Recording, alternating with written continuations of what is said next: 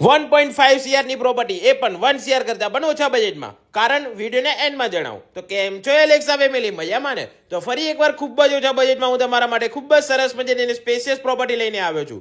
ખૂબ જ સરસ મજાની આ પ્રોપર્ટી રહેવાની છે કે જેમાં તમને સ્પેશિયસ 3 BHK બંગલો મળી જવાનો છે, સાથે જ ફૂલ્લી ફર્નિચર પણ મળવાનું છે. આપણા નરોડામાં આવેલા ધરણીધર બંગલો પાસેનું આ પ્રાઇમ લોકેશન રહેવાનું છે.